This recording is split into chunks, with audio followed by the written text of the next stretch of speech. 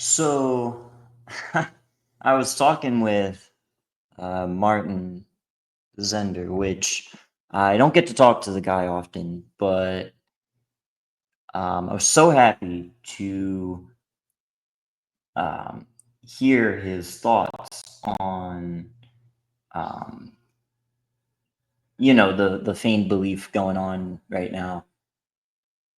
And I was like, I asked him, what do you think of this? You're not justified yet thing. I said, well, obviously, if you're not justified yet, then the only alternative is you still have sin lording it over you because you're still dealing with sin. Sin would naturally not be something you're justified from. Still stuck being subject to the sin, which I find to be a very compelling thought. And he'll go into detail on it on his own time. Thankfully, I'm glad I'm not the only one who knows these basic truths who is actually going to stand up and talk about them. Very few here who know them seem to want to talk about them. I have mentioned to these men, like, hey, like, don't get me wrong, I get you're at peace with God, but like the point is that you're a debtor to the spirit. Romans 1:14 and Romans 8:12.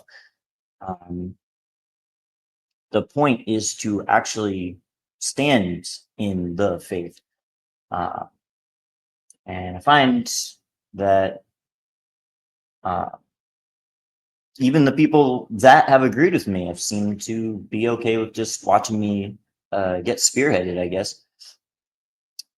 But it's okay. I'll deal with it. It's the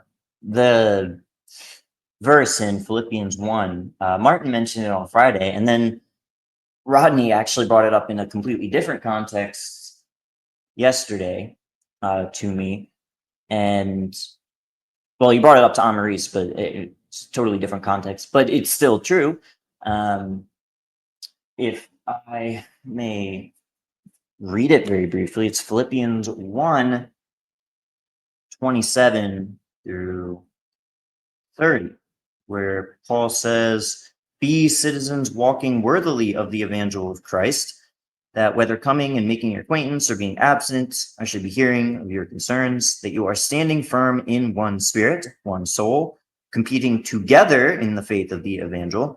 And in the faith of the evangel, that's interesting. The faith, what is the faith of the evangel? Um, what is so special about the faith of the evangel? Well, you're justified through it.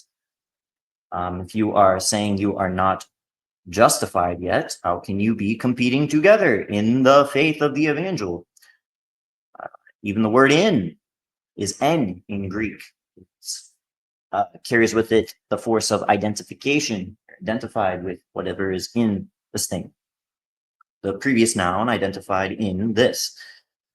And here's the verse, not being startled by those who are opposing in anything which is to them a proof of destruction, yet of your salvation.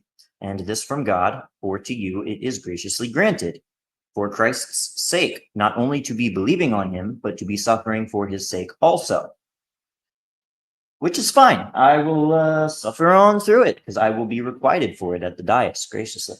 Um, I have dealt with Catholicism before.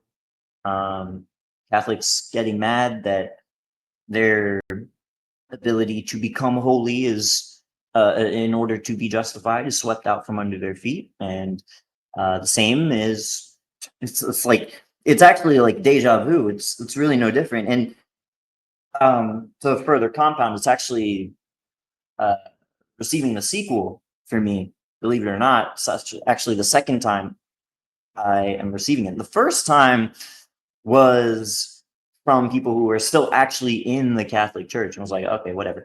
Um, but this time, it's feigned believers who are rejecting the grace that is justification, that it is present.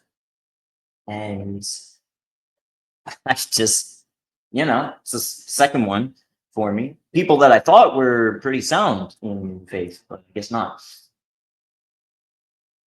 Um, but yeah, I just love that statement from Martin, and I can't wait for him to talk about it now because we have to go back to basics. This is basics. Like that, I believe it or not, guys, I'm learning this stuff in like ninth grade. This is and that's how I know. Like I could apprehend this at 14. I know that this is extraordinarily easy. I was in the Arizona conference and I saw a 9-year-old get it and was talking about it. It is so easy to grasp. It is not complicated.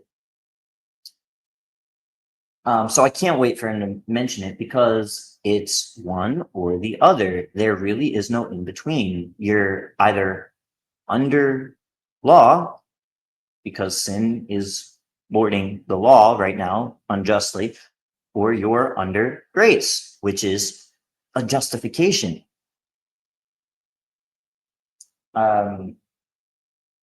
So here's hoping that more people get that in the future. And I get it. Like I'm just a dork on the internet, so take me with a grain of salt, I guess. But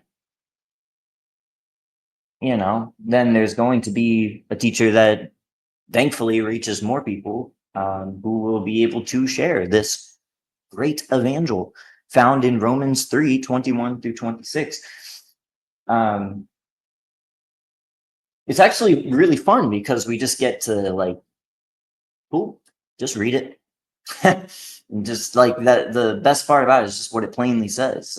It's continued to be what it plainly says. The more time I spend in the Bible, the more I realize, oh man, like don't get me wrong, it's detailed, sure, but it is just a book. You just read it point A to point B. It is very, very simple.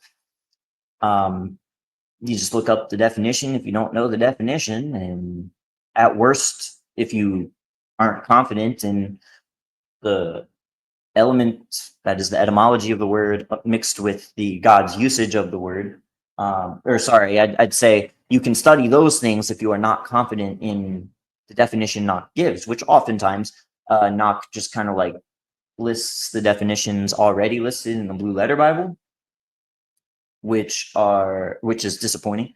I kind of wish there was a bit more detail on that front, but yeah, when you look at each and every use of the word, and you also can see the commentary from a lot of the translators in the Unsearchable Riches. They have thousands, guys, thousands of pages now where they have been able to pretty much say what I just said in 8 minutes. Oh, yeah, it's easy.